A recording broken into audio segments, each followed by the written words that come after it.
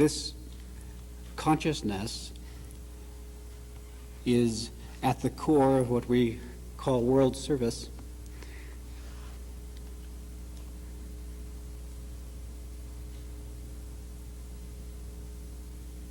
Usually,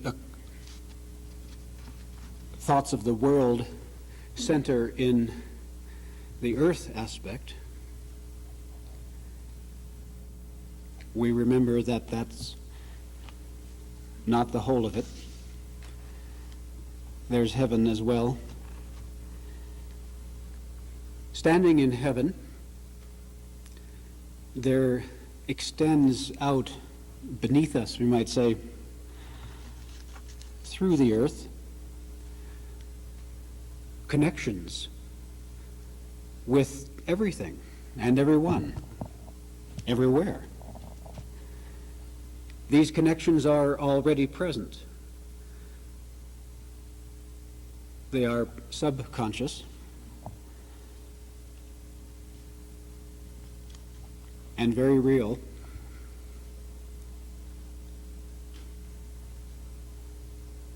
Coming from heaven into the earth, our own radiance sent out, in a sense, across these connections which already exist, activate various portions of the realm of earthly connection. According to the nature of what is activated, and according to the power of the stimulating spiritual expression, there arises an earthly field of service in the momentary sense.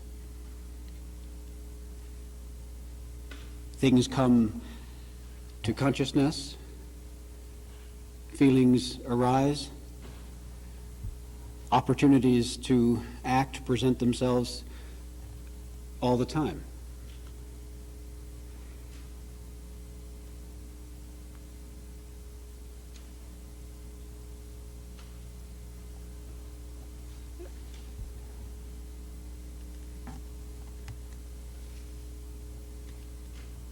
I love the world into which I've deliberately come.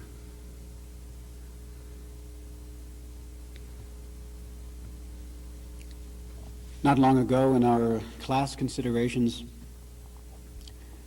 we were looking at some of the earthly characteristics of various cultures and peoples throughout the world, seeing the necessity at this level for the dissolution of prejudice and bias, attitudes of division that have been present in our own subconscious makeup and have served as a barrier to true service.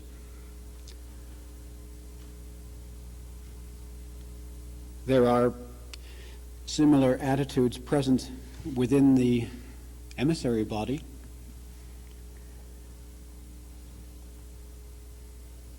Thankfully, there is some lessening of such, you could say, regional prejudices and parochial views, but such still remain.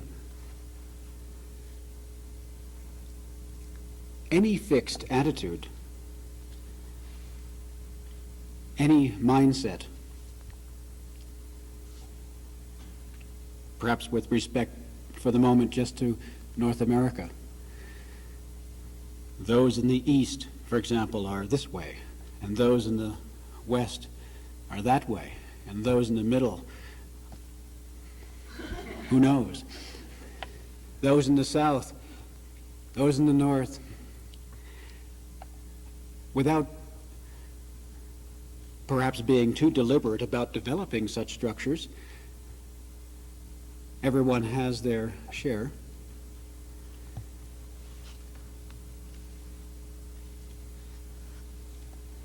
These views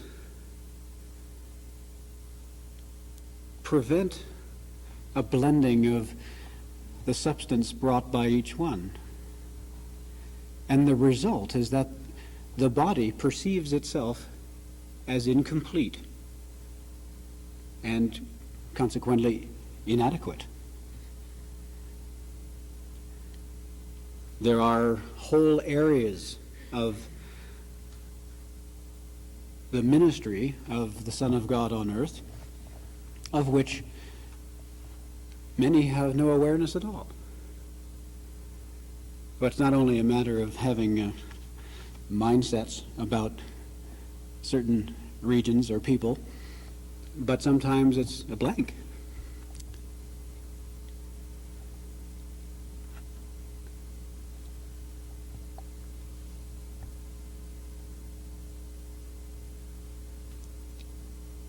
As we've been considering recently,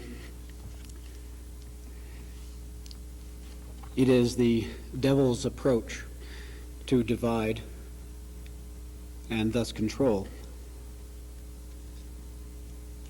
We're concerned that attitudes of divisiveness pass.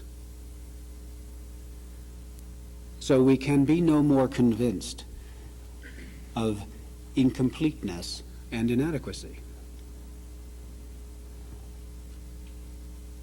There is a new heaven, which when one's own substance is released in an unstructured way into the larger whole, one becomes aware. And a new earth takes form accordingly, which resembles not at all any prior ideas.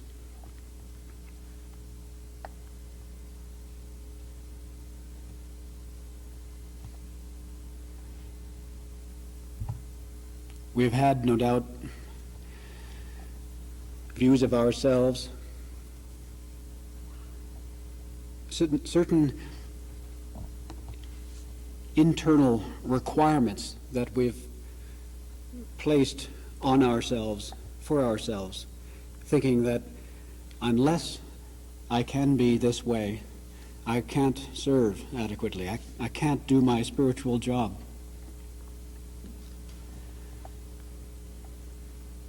If I'm going to be a world server, well, then I need to know all about everything that's going on. That would hardly be possible, would it? But as we see in the new heaven, the whole is already whole. It isn't actually divided. And at the earth level of things, everything is connected anyway. Where's the difficulty? From whence stems the feelings of inadequacy? That somehow we're not capable, or not capable yet, of accomplishing our commission.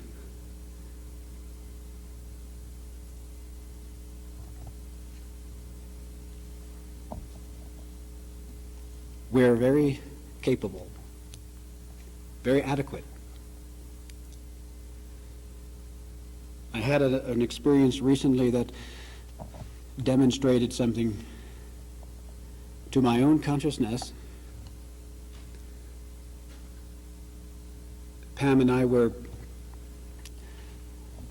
traveling to the Orient, and the particular flight that we were to depart Los Angeles on en route to Tokyo was postponed by, as it turned out, a day.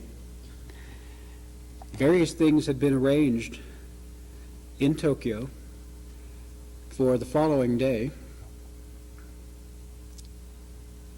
They were all set. Preparations had been made. As it turned out, we were up for some 30 hours or so and arrived in Tokyo with this series of appointments and meetings that began immediately and went on into the evening, including a dinner and a public meeting.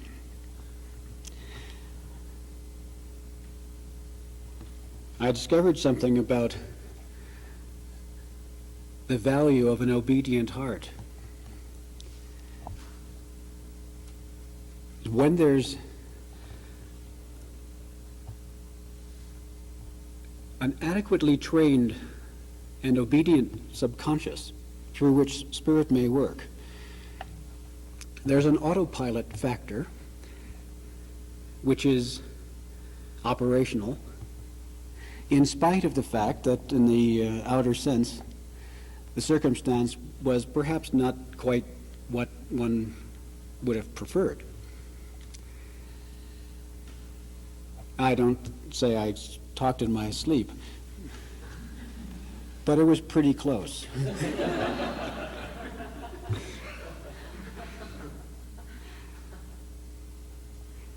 As it turned out, evidently, the time spent with various ones, the meeting and dinner and what all, turned out fine. It's kind of a blur in my memory. There are far more resources present with us already if we relax and trust our own capabilities to move in the current of the Spirit.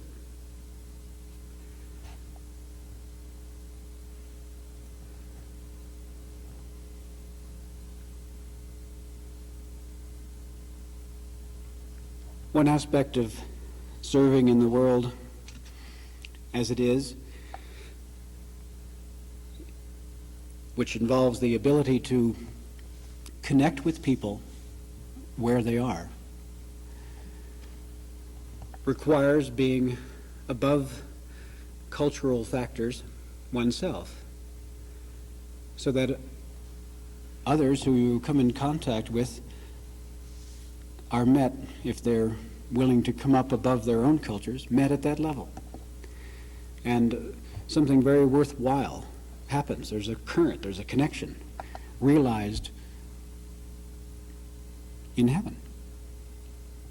Sometimes this stimulates something to the conscious level in the person, sometimes not. But without it, there's very little likelihood of connecting at all. We've considered a little bit in our class about the value of language, the use of words, and share an appreciation for the work with language that has been done in this ministry over the years, specifically with English, to bring immense dimension to bear through what previously were very small apertures, very small openings. The meanings of words have expanded and taken on a new heaven. My appreciation for this fact has increased in the past several years through endeavoring to do something in the Spanish-speaking parts of the world.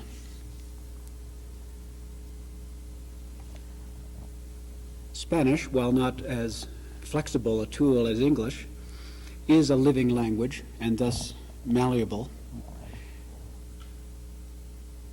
We have found in beginning to express spirit by reason of the Spanish word forms that things had to change. The language structures and forms themselves needed to be more flexible and more expansive, and in some cases a few specialized words developed and worked with over time. The translation of On Eagle's Wings into Spanish at one level shouldn't have been a difficult task. After all, it's just a finite number of words. But to convey the Spirit accurately requires more than some literal translation. What words would Spirit bring to life to embody the central essence of what's being said? Spanish is beginning to be more malleable in this regard.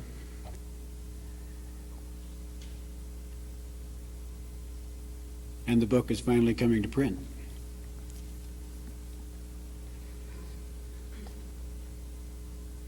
We have plenty of forms present in our subconscious.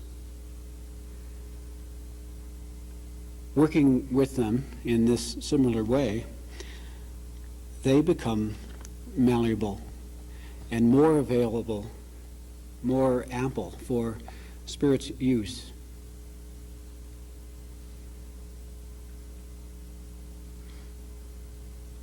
All it is necessary to connect with everyone and everything in the world where we are, the world which we love, are already present right with us.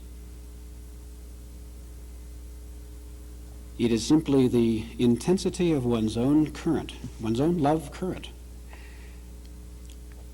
extending out through the tools that are already available, already present, that enlarge them and bring them to life and make them more viable and workable as conveyors of spirit.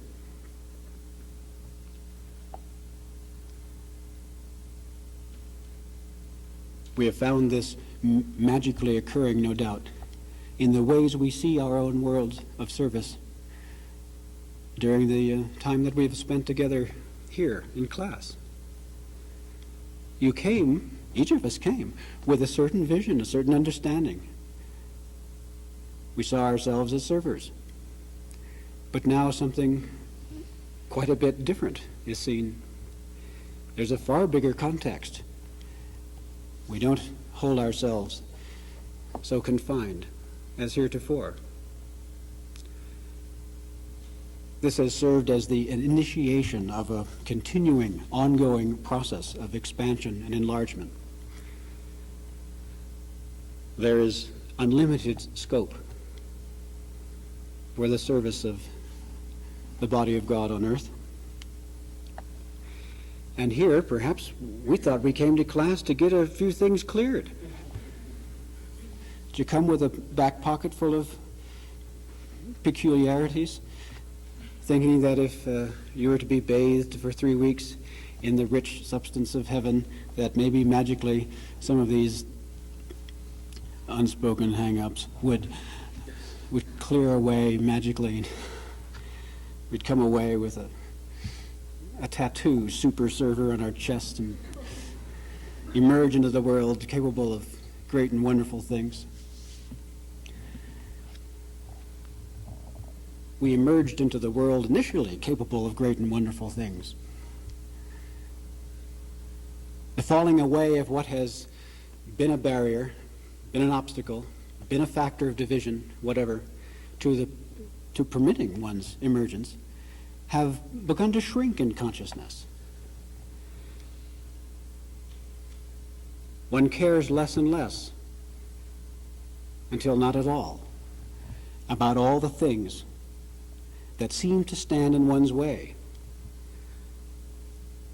because in fact they don't.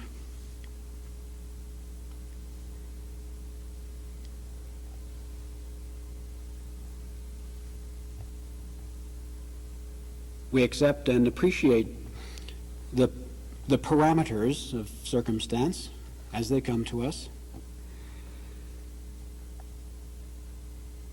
remembering in whose name we come, and let that royal spirit fill each circumstance and watch the magic that ensues. There is nothing more exciting or fulfilling than to be a member of this spiritual body, playing our unique parts, transforming the world, bringing the King's world increasingly into attunement with his spirit, letting, as we say, the garden be restored.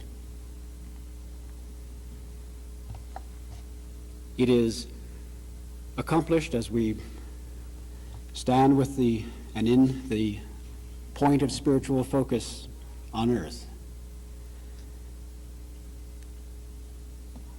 Loving the King, knowing his love,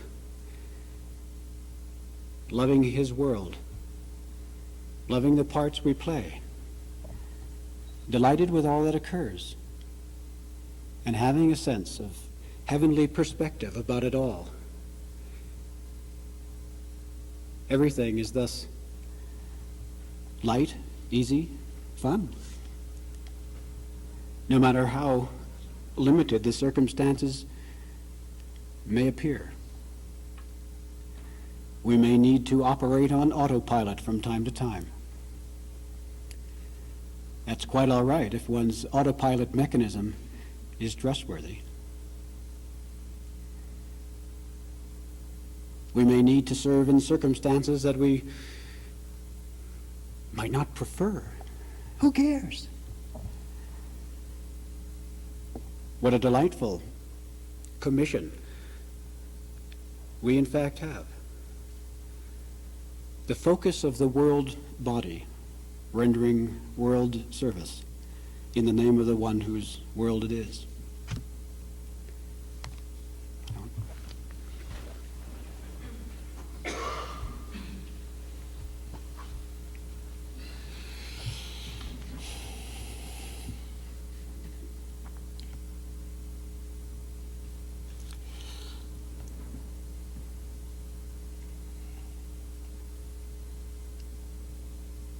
We all loved sharing John's expression of the one Spirit. I'm sure as he was emphasizing, we find emerging in our own consciousness that as we come to know the King, and that phrase actually covers a whole multitude of processes, but as we come to know the King, we find we do love his world. And evidence of that is not that we would wish to exploit or hurt any part of it. On the contrary, we love it and everything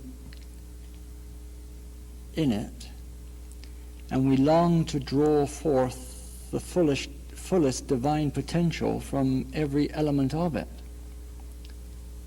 Healer, educator, friend, to the whole.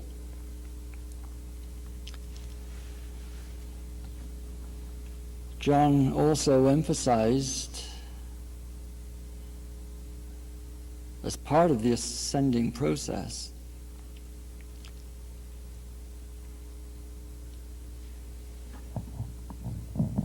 the purification of the heart, which this ministry is well occupied with. And each of us as individuals find probably a fair portion of our time involved in purifying the heart, as it is called, whatever it is actually.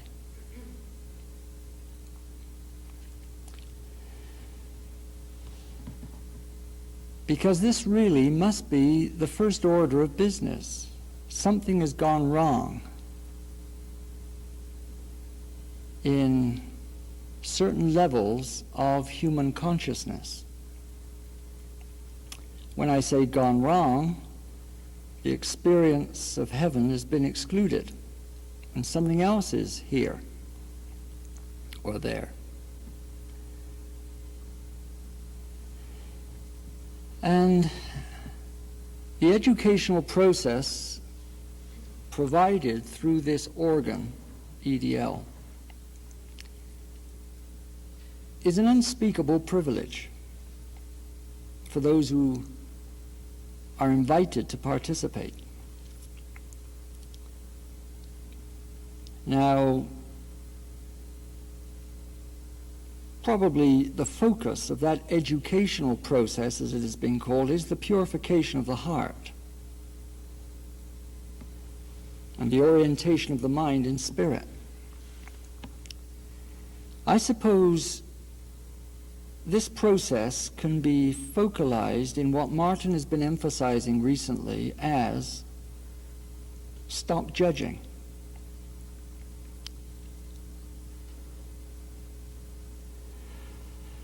That's the focus of it all, really.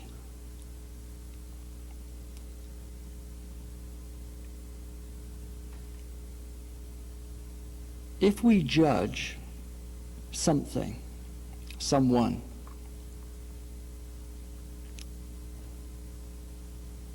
it usually, invariably, pulls us out of the state of heaven. And so to deal with judgments as they arise in consciousness is not just a diligent chore that we've been exhorted to participate in, but actually is one of the most thrilling recreative occupations that angels can be involved in. It is very thrilling. Most human beings judge without realizing it. They just do it. Moment by moment, busy judging, unconsciously. Martin's emphasis on stop judging allows, if we will, these unconscious processes of distorted function, namely judging, to become conscious, so they can be discarded. And this is very exciting, because you cannot change any shade of attitude or feeling in consciousness about anyone or anything without actually affecting your whole world. There's a Bible under here. I'd like to explore a little more this matter of the magic of the human consciousness in which we move, live, and have our experience.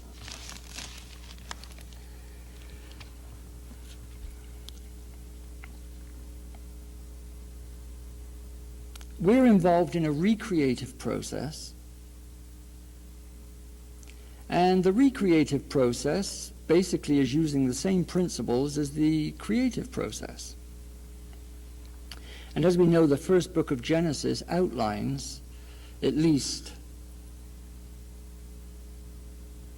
allegedly, the creative processes. And as one comes to know the truth, you know that there's a tremendous amount contained in this relative to the creative process. But, for example, each day of creation does pertain to stages of recreation in the restoration of the consciousness and experience of man.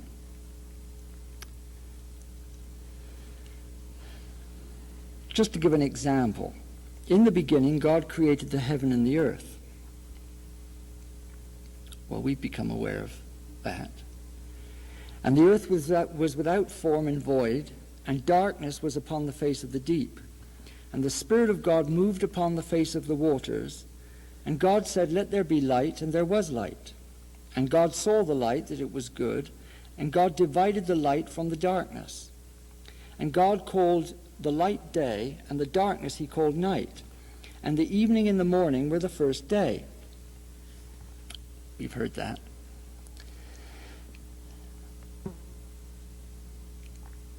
Now, the first thing to realize, really, is that this evening and morning are always the first day. And actually, the whole process starts in the dark, which does relate to some unconscious mechanisms.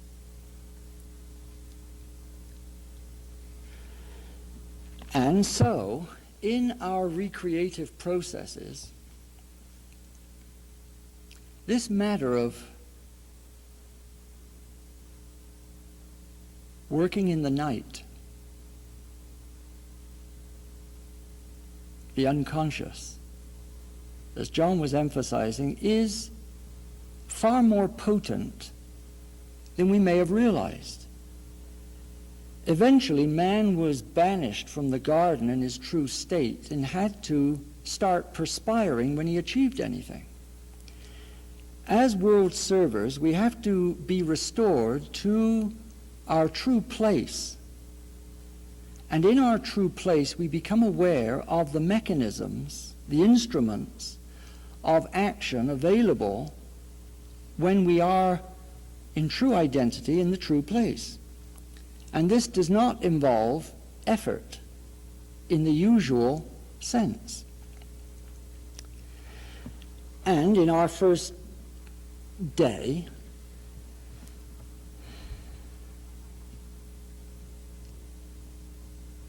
there's just becoming aware of being on earth, really. The entry into time and space, which relates to the first day. And then the second day rehearses about the firmament, the waters above and the waters below. Second day we begin to work with consciousness, no doubt relating to the second sacred school. And then in the third day, the dry land appears and all the seeds, the divine collective body and the mechanisms of activity related to that body are outlined. And then we come to the fourth creative day, which I'm going to read, even though some of us may not be directly focused in this level of activity. We may still be sorting out, well, we're certainly over the first day, we know we're alive in the dimensional world of time and space, but we may still be sorting out the waters above and the waters below, clarifying the heaven. We all are engaged in that still to some extent, no doubt. But there are dominances of activity in the individual sense and in the collective sense. And in the collective sense, although it may not be dominant, I would suggest the emissary ministry is moving into the fourth day, which reads like this.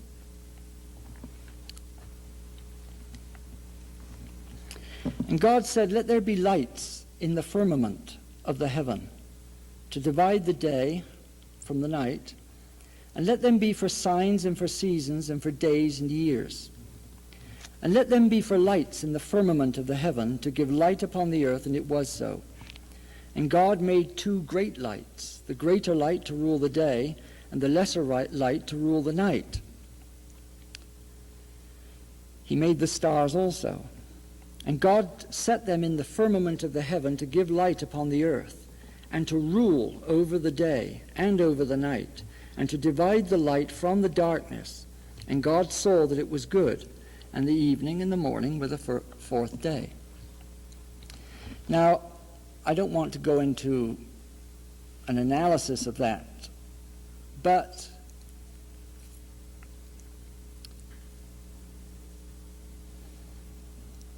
an obvious thing is the greater light to rule the day and the lesser light to rule the night, which could relate to a certain emphasis of masculine function and feminine function. And the lesser light doesn't mean to say it's a lesser role, because it relates to many unconscious, the lesser light relating to the darkness and the subconscious, many mechanisms of creative function. It's just where rulership is. But we have divine man and divine woman re-emerging consciously in the heaven. And rulership from the heaven is indicated here. Communion in heaven.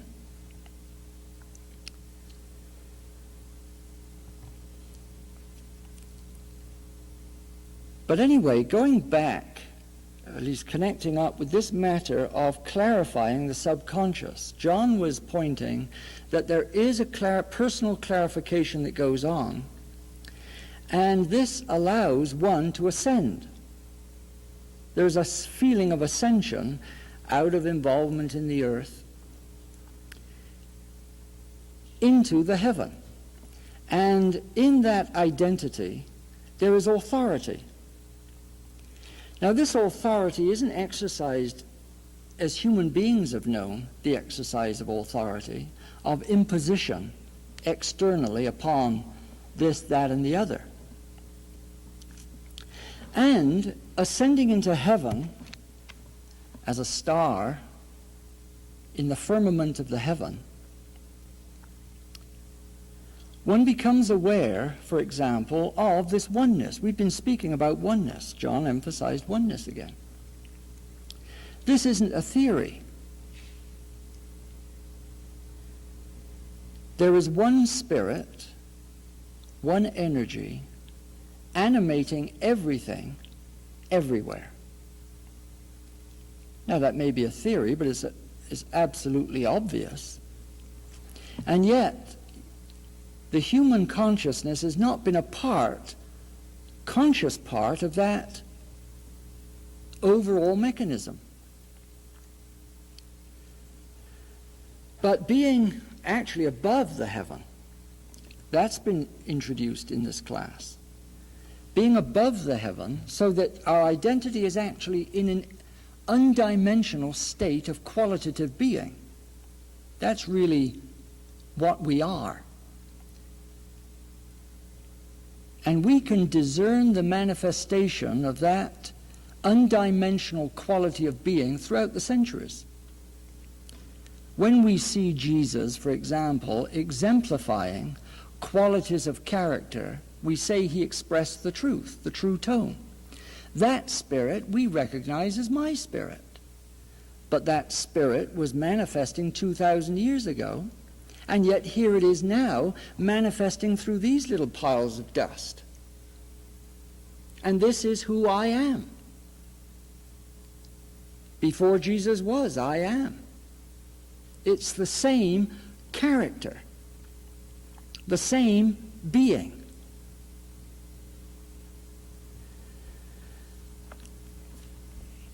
So,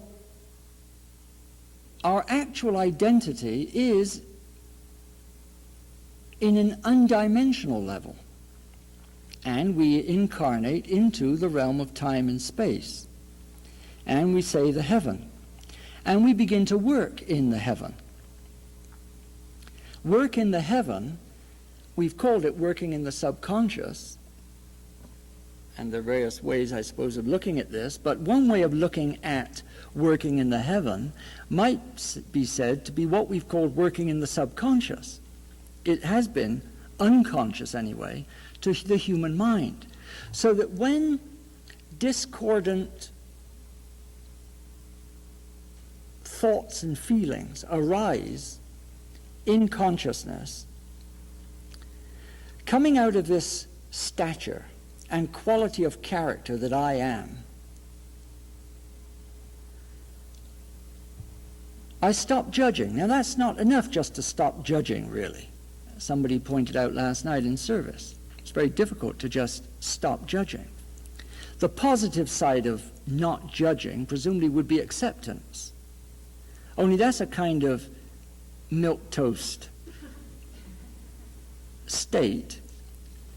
Love would be the positive expression of non-judgment. In other words, somebody, you know there's somebody that causes you to judge all the time. Or there's some circumstance that you just have been judging for ages is wrong. And that pulls us always out of heaven. And we're grappling then. And things are the way they are. But if we ascend above the heaven to the undimensional quality of being that I am, and I am resolved to exemplify this magnificent quality of divine character, I find a magnanimous inclusion of this jerk.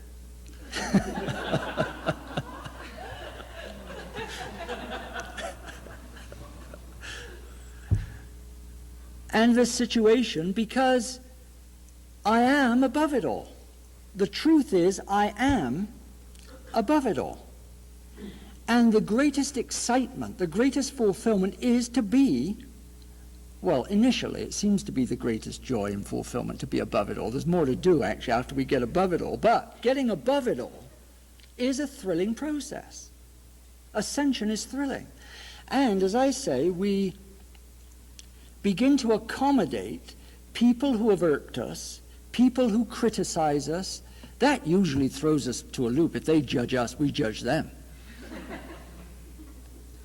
But no, I am immediately anyway divine. And I express from this magnificent being that I am. So that's more than non-judgment. And we let them be however they are. Because they really cannot, they do not have the power to change who I am and my resolve to be an expression who I am. It's only fear of those people and those things really of pulling us out of somewhere into hell and purgatory that causes us to react, though that's all involved with human distortion. But anyway, the way to transcend judgment is to be this magnificent spirit and express it, not just to stand there unmoved, but actually to pour something greater of qualitative being into one's world. Now, I emphasized earlier that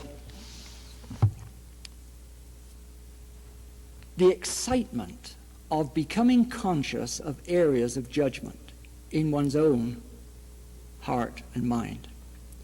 Because you cannot change ever so slightly an attitude towards, we'll say, someone, let alone circumstances.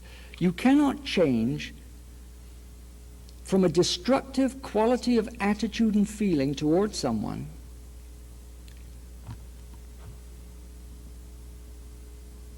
without changing the lines of force emerging through your subconscious mind. And the evening and the morning is the beginning of the next day. If we change a shade of feeling or attitude or thought towards anyone or anything into greater alignment with the divine expression, we are immediately changing mechanisms within our own subconscious realms, which are far more potent than we have suspected. Because it is the lines of radiant force that move out from the mind, including the heart, which actually draw into creative manifestation the world around us as individuals. Therefore, without going out there to change anything, the throne is within. The throne is the consciousness. And as the king, spiritual king, upon the throne, conscious king, upon the throne, begin to align every thought and feeling with my being, then I begin to recreate a manifest world. The day comes, and made manifest in that light is a world and an experience consonant with the nature of my radiation, my presence. Therefore, there is recreation, and this extends beyond, because where does my world end? The mind sees a certain parameter of vision, but being a star in the firmament of heaven, my dominion extends beyond just this and that. There is a divine technology. The divine technology is referred to in day 3 with the grasses and the seeds and the tree. The divine technology, grass and trees and birds, they're not just there for visual pleasure. They're part of a divine technology which should be under the control of man's consciousness. Man, this earth, is the body and the mechanism of the spirit. The consciousness of that spirit is housed in man's consciousness. And all these things we see around us are divine instruments of recreative and creative influence, actually not only in the earth. There are internal mechanisms, obviously, in these forms, but also it relates to the quality of radiation from this planet, this archangelic body, the earth, into the larger creative field. So they're not just cows wandering around out there, they're channels of radiation. Now, ascending again above the heaven so that we begin to work in the heaven, releasing qualities of divine spirit in every moment, we begin to be aware of many mechanisms that the mind heretofore has been unconscious of, scrabbling around in the earth or the lower levels of heaven. I was speaking to Chris last night. Human consciousness is aware of various what it thinks of as supernatural powers, like telepathy and kinesis, telekinesis, moving objects with your mind. Chris outlined several unsuccessful efforts. But anyway, never mind trying to move a glass, one can see that this power of telekinesis is actually operational for everyone all the time, actually. One is moving one's whole world around one all the time by reason of the quality of radiation moving out. And one is drawing things to one and pushing things away all the time, or it appears to be that way. It is somewhat that way. So, for example, the power of telekinesis is something which, although it is largely unconscious in most people, it is an active process nevertheless. Now, as we ascend into greater awareness of divine identity, and our sole concern is not to manipulate anything for ourselves, but to play our part in the one spirit, in the one mechanism that is accomplishing God's will, we begin to eliminate, for one thing, if things are moving towards us, there isn't the countermeasure of human concept and anxiety and fear trying to hold it away. And on the other hand, if somebody or something begins to move away because of the impurities of attachment in the distorted subconscious, we're not trying to hang on to things or people as they move away either, because we're part of the one. We really are part of the one. And the one is coordinating everything everywhere. Now think of that. The one spirit is coordinating everything everywhere. And we begin to be consciously one with that movement.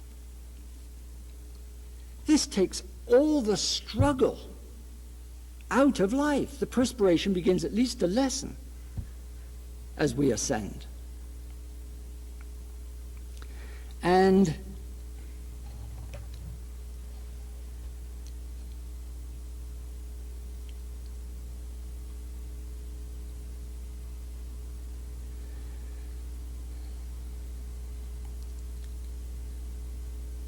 in times past, becoming a little bit aware of this one animating spirit that is coordinating everything and feeling separate from it, we have maybe realized that we're living our lives down here. This is what most human beings think, and we've thought this, that I live my life down here and I decide to go there, and so on. When we were unconscious, somehow the whole moved us, our bodies, minds, and hearts, not the angels now, but we who we thought we were, moved us into position to connect up with this body, for example, EDL.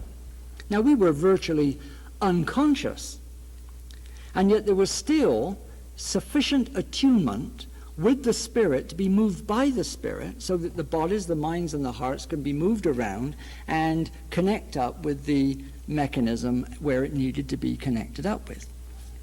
And then in the process we began to realize, well, hey, this whole vast process is obviously being controlled by other levels of intelligence other than where we are. We're down here, and yet there was obviously these levels of intelligence and control operational to move us all around. So there were other levels of intelligence coordinating activities going on the surface of the earth.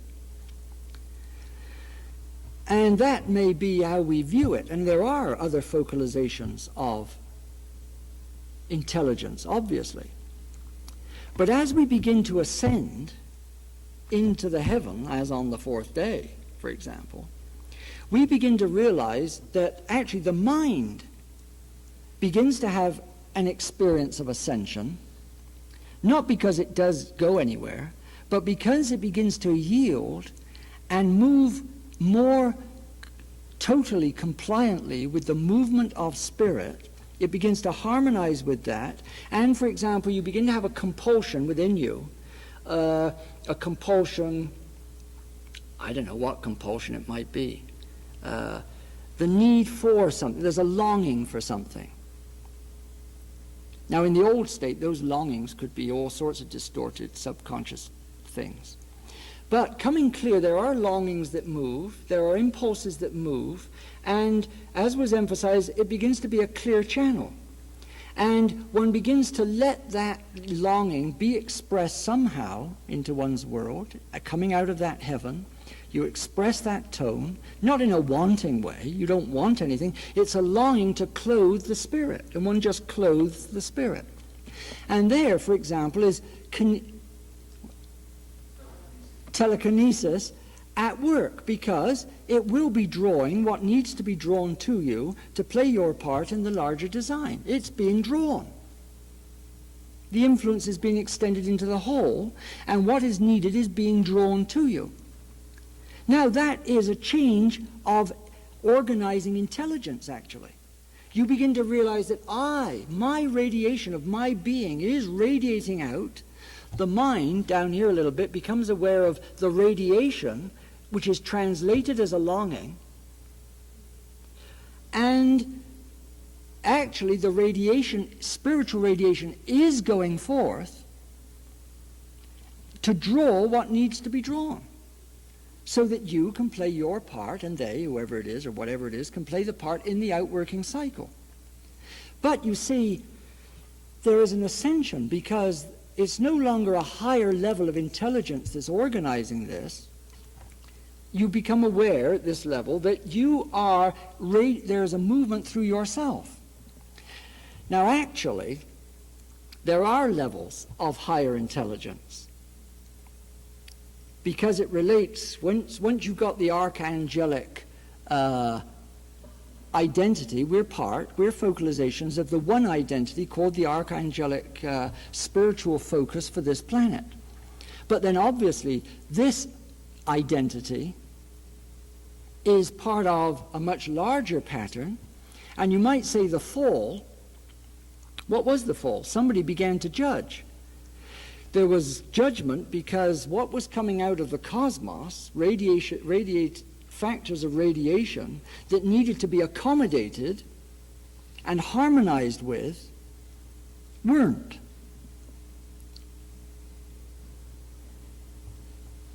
In spirit, each of us little tiny things, seemingly, we begin to provide the restoration, because we begin to harmonize with whatever vibrational factors come from anywhere.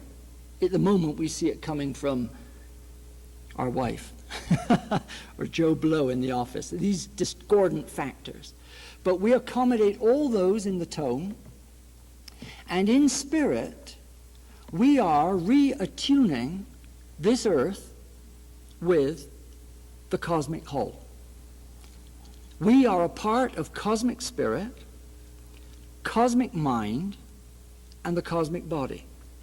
And in essence, as we harmonize these tiny little things, these vibrational factors that come to us, as we harmonize them in the moment into what we say, my divine character, my divine character is me, the earthly archangelic identity, and beyond that, which my mind hasn't ascended to be able to discuss at this point. Because the creative activity is required at the level where we do have consciousness. So that's fine. There are more and more wonders of experience in man and his consciousness yet to emerge. That's the beauty of the process of ascension. But we are where we are. And so what more thrilling experience of the expression of our creative genius, our creative beings, is there than letting this spirit come into the consciousness of man and begin to reattune it with cosmic spirit and cosmic mind, cosmic intelligence. And then, as that attunement is achieved, spirit can move all the way through, and the patterns and functions inherent in that substance called spirit is translated in the forms of substance all the way down, and those levels of substance have consciousness of the nature and fundamental activity of that spirit, which I am. So, world service is what we're involved in. And as several of you have emphasized in some of your presentations that I've heard, we don't have to go anywhere. I am already everywhere. But I am focused in my divine radiant activity into the whole here and now. And I do it by expressing who I am. So